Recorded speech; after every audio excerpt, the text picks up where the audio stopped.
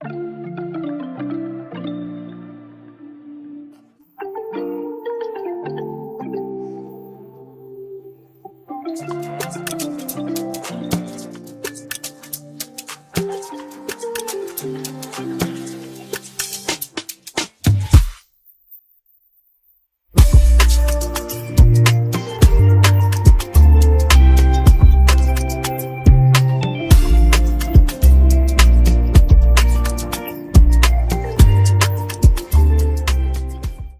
projet d'accompagnement des personnes qualifiées de grands marginaux est un appel à manifestation d'intérêt d'il y a environ 2 ans où les services de l'État a pris en compte le fait que certaines personnes en rue n'allaient vers aucun dispositif. À son arrivée, Mme Tessier, la sous-préfète en charge du social, nous a écoutés, nous a entendus et a pris en compte nos difficultés. Et quelques mois après, elle nous a annoncé qu'il y avait un appel à manifestation d'intérêt qui rentrait dans le cadre de ce type de mission que nous avions souhaité.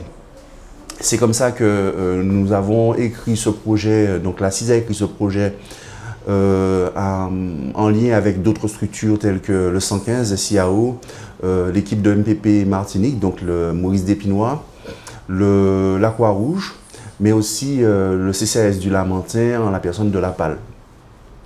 Ensemble, nous avons rédigé un projet que nous avons soumis à évaluation, à candidature.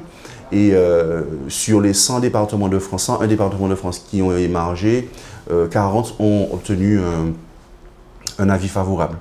De ces 40, il y a la Guyane, la Réunion et la Martinique.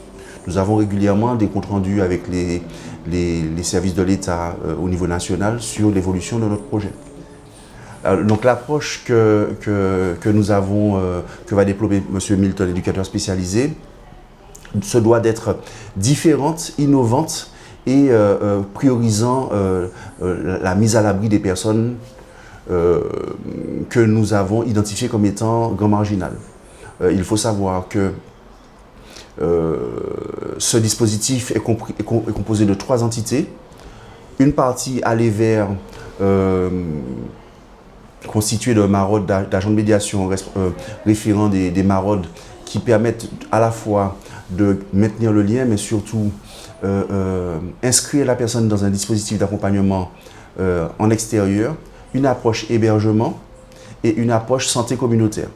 Effectivement, ce dispositif d'hébergement a vocation aussi à pouvoir permettre aux gens de s'inscrire aussi dans le droit commun, puisque il y a une étape entre une sorte de transition de la rue à un logement dit normal, et nous n'avons pas de temporalité pour pouvoir monter ce projet qui sont des projets individualisés avec les personnes. Donc notre équipe est là au quotidien pour les accompagner. Donc comme je vous ai dit, sur les rendez-vous dentaires, les rendez-vous médicaux plus ou moins importants, et puis aussi dans l'accompagnement à ce que ce suivi médical puisse se faire de façon autonome.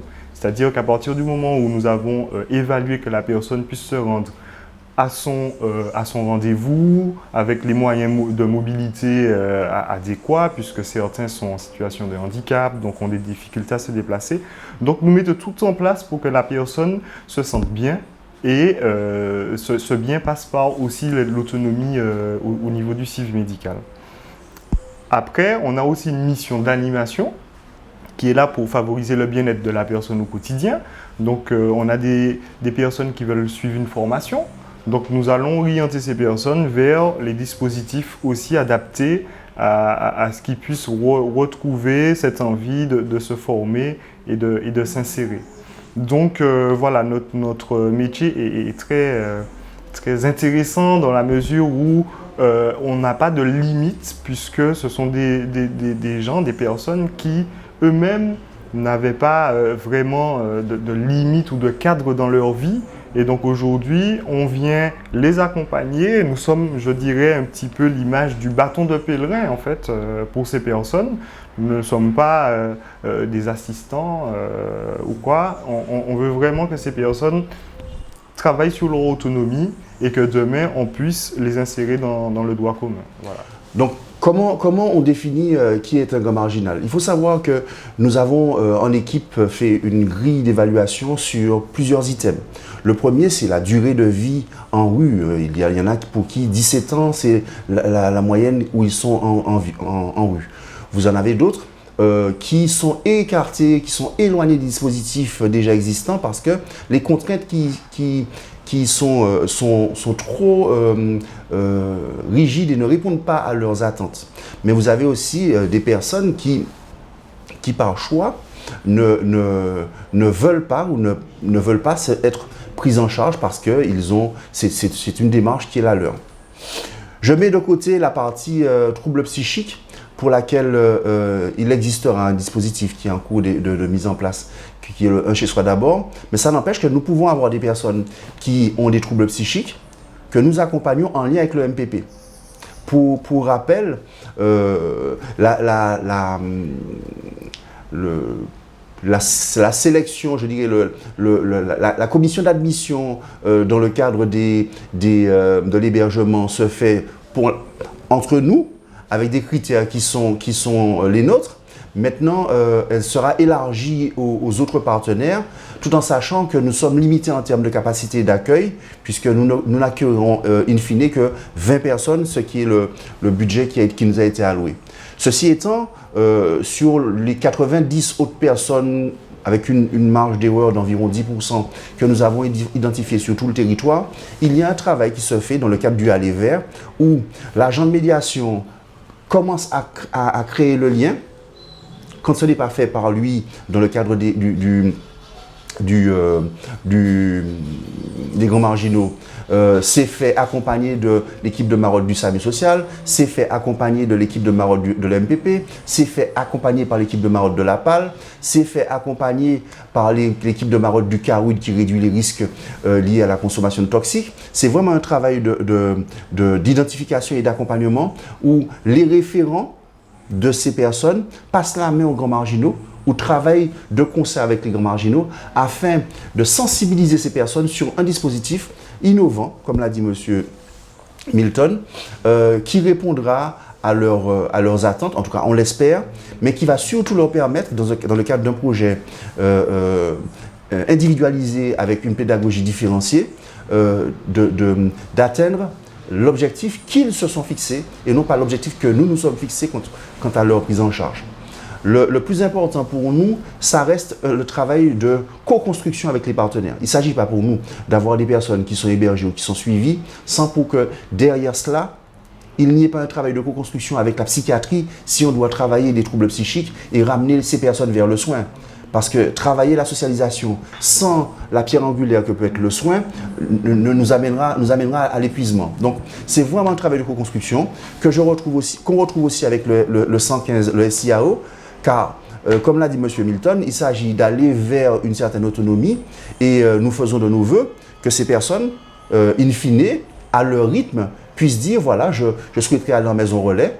Et à ce moment-là, ils passeront en commission SIAO, ils passeront dans les commissions qui ne sont pas les nôtres pour prétendre à un logement et libéreront une place par la même occasion. C'est-à-dire que notre dispositif a une approche systémique par rapport à toute cette co-construction de partenaires, mais le projet individualisé de la personne accueillie, c'est la même chose. C'est-à-dire qu'on ne peut pas laisser de côté un facteur ou un membre de la famille alors que ça englobe aussi le projet personnalisé de la personne.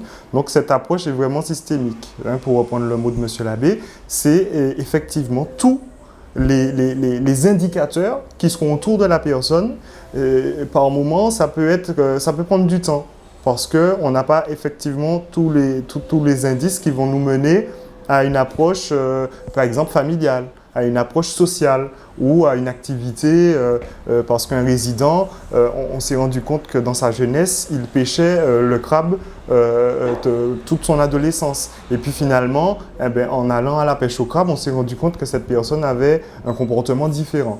Donc toute cette approche-là va pouvoir nous permettre de l'accompagner au mieux et puis de pérenniser nos actions. Parce que si on s'est rendu compte que cette action a fait du bien à une personne accueillie, eh bien, on pourra peut-être la proposer à une autre personne et pour voir si elle accroche, tout simplement. Si elle n'accroche pas, eh bien, on essaiera autre chose. Mais voilà, on est vraiment dans une approche expérimentale où il n'y a que de limites, leurs propres limites à eux. Voilà, c'est ça. Je souhaiterais préciser que dès l'instant où nous avons commencé à héberger ces personnes ici, donc par là même commencé un processus d'accompagnement médico-psychosocial, le taux de remplissage était de 90%. Autrement dit, sur les 6 personnes accueillies à Robespierre, il y en avait 5 qui n'ont jamais été absents. Tous les soirs, depuis bientôt 3 mois, ils viennent, ils participent aux activités, à leur rythme bien sûr, mais ils ont accepté le type d'accompagnement que nous leur offrons. Chose importante, ces personnes ont leur clé. Autrement dit, ce n'est pas un lieu commun où tout le monde va et vient. Ils ont leur clé avec leurs effets, ils ont une journée pour leur lessive, le repas bientôt, ils pourront le réaliser eux-mêmes, même si nous avons un dispositif de portage de repas avec le CHRS de l'Assise, la cuisine de l'Assise. Nous envisageons d'aller aussi vers l'autonomie au niveau aptitude à cuisiner. Comme disait le collègue éducateur spécialisé, c'est vraiment une approche globale dans les aptitudes de tous les jours. C'est de la réhabilitation psychosociale, c'est réapprendre les habiletés sociales, faire sa lessive, c'est faire son repas, c'est vivre en communauté, c'est avoir la télé dans sa chambre et puis renouer avec les acteurs tels que les mandataires judiciaires qui, quelquefois, ont des fortunes sur le compte de ces personnes, mais ne savent pas comment les mettre à disposition. Aujourd'hui, ils ont la possibilité d'avoir une télé dans leur chambre et de commencer à construire leur avenir autrement, accompagné. Ça, c'est quelque chose qui est important à retenir.